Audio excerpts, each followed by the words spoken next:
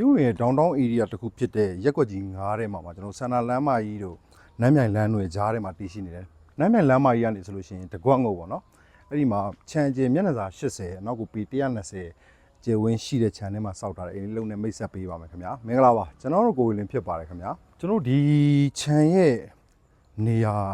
အနေထားဖွဲ့စည်းပုံနဲ့အရန်ကောင်းတယ်တကယ်ကိုခြံထဲမှာဆိုတစ်ပင်ပန်းမှန်လေးအများကြီးပဲပေါ့နော်စင်းစင်းဆူဆူလေးတကယ်ကိုပြင်းဦးလင်းအရသာကိုအပြည့်အဝပေးစွမ်းပေးနိုင်တဲ့အိမ်လေးလုံးဖြစ်တယ်အိမ်ရဲ့ရှေ့မှာဆိုလို့ရှိရင်လည်းဒါ landscape လုပ်ဖို့တော့ဗောနော်နေရာလေးအများကြီးကြန့်ရှိနေသေးတယ်ဒီဘက်ချမ်းမှာဆိုတော့ဒါကားကိုတောင်ဗောနော်ဒီမှာအိမ်မာကြီးချမ်းတော်တော်ကျဲတော့မျက်နှာစာ80နောက်ကို120တောင်ရှိတာဆိုကျွန်တော်အိမ်ထဲကိုအရင်ဝင်ပြီးတော့မှပြပေးပါမယ်ခင်ဗျာကျွန်တော်အိမ်ထဲမှာလေအိတ်ခမ်းကြီးပဲ3ခန်းပါဗောနော် master bedroom 3ခန်းဆိုပြီးတော့ပါတယ်အဲ့လေးကိုလိုက်ပြပေးပါမယ်ခင်ဗျာဒါကျွန်တော်တို့အိမ်အဝင်လာချင်းရှောက်လမ်းဗောနော်ကျွန်တော်ညာဘက်မှာဆိုလို့ရှိရင်ဒါ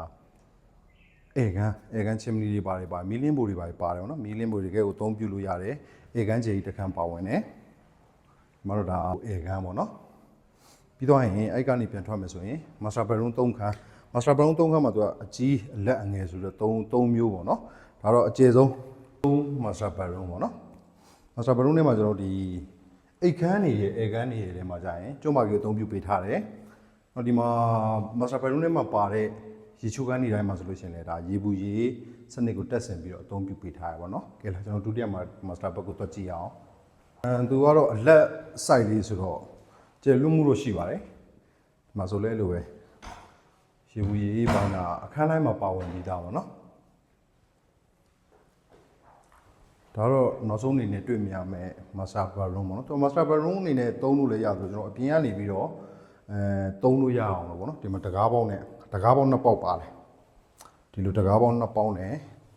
တခါလေးတွဲထားပေးတာပေါ့နော်ဘုံသုံးအိမ်သားလေးအနေနဲ့လည်းသုံးလို့ရတယ်အဲ့ကနေထွက်သွားလိုက်မယ်ဆိုရင်တော့ဒါမီးဖို့ဆောင်ထမင်းစားကန်ပေါ့နော်ဒါလေးကတော့မီးဖို့ဆောင်ထမင်းစားကန်ဒီမှာစတိုကန်ရှိမယ်ပြီးတော့ဒီဘက်ကတော့မီးဖို့ဆောင်တီးတန့်ပေါ့နော်မီးဖို့ဆောင်ပေါ့နော်မီးဖို့ဆောင်မှာဆိုလို့ရှိရင်လည်းကက်ဘိနက်တွေအများကြီးပဲပေါ့နော်ထည့်ပြီးတာပကံခွဲရောက်တင်မှုပါညာထည့်ဖို့တော့ကက်ဘိနက်လေးအများအပေါ်အောက်ကိုအများကြီးပါတယ်ချက်ပြုတ်လို့အဆင်ပြေเนาะအပြင်မှာကြာလို့ရှိရင်သူကဟိုဟာရှိသေးတယ်ဟိုဟာ kitchen ပုံစံမျိုးထုတ်ပေးထားတာတခုရှိသေးတယ်ကျွန်တော်ပြင်ရတာလေးကိုလိုက်ပြပေးပါမယ်เนาะဒါတော့အိမ်ထဲမှာပြပေးတာပေါ့เนาะဒါတော့ကျွန်တော်အိမ်မာကြီးရဲ့ဘေးမှာတွဲထားပေးတဲ့မှန်ကန်းလေးပေါ့เนาะဒီမှာအလင်းဝင်ရလဲကောင်းတယ်နောက်ပါအသုံးပြုခြင်းချင်းမသူ့အတွက်အခန်းလေးတစ်ခန်းဖြစ်အောင်ဖန်တီးပေးထားတဲ့သဘောလေးတော်တော်လေးကိုကြည့်ရတာအရသာရှိတယ်ပေါ့เนาะဒါဆိုကျွန်တော် channel ကိုပြန်ထွက်လို့ရတယ်ပြီးဒီဘက်မှာဆိုလို့ရှိရင်ဒါကားကိုတော့မနော်အဲ့ကားကိုတော့မှလည်းရေချိုးကန်းအိမ်သားတို့တော့အိတ်ခန်းလေးတွေတော့မိဖို့ဆောင်ထမင်းစားကနေခြံဆောင်ထားခဲ့မယ်ဆိုရင်တော့အဆင်ပြေဖို့အတွက်ကိုသူအခန်းလေးတွေနဲ့တခြားဖွဲ့စည်းပြီးတော့ထားပေးထားတာပေါ့နော်စိတ်ကူးလေးကောင်းတယ်အဲ့တကယ်ကိုပြုံးနေတဲ့အရာသာကိုလည်းအပြည့်အဝတကယ်ရတယ်ဒီမှာအသစ်ပင်ထင်းရှူပင်နေအများကြီးပဲပေါ့နော်ဒီထဲမှာကိုစိုက်ပျိုးထားတဲ့အပင်ရေအတွက်ကအမျိုးပေါင်းမနေဘူးပေါ့နော်ဟုတ်ကဲ့ပါကျွန်တော်တို့အခုလိုပေါ့နော်တကယ်ကို downtown area တွေမှာလည်းဖြစ်တယ်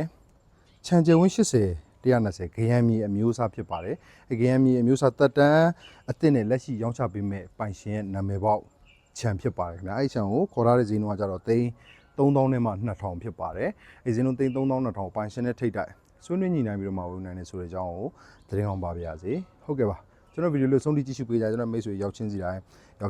လည်းလှလဲနဲ့အထူးပဲကျေးဇူးတင်ရှိပါတယ်ခင်ဗျာသာသောနေ့လေးတွေအများနဲ့ပိုင်ဆိုင်နိုင်ကြပါစေလို့ဆုမွန်ကောင်းတောင်းရတဲ့နောက်တဲ့ဗီဒီယိုလေးမှာတွေ့ဆုံကြပါစို့ခင်ဗျာ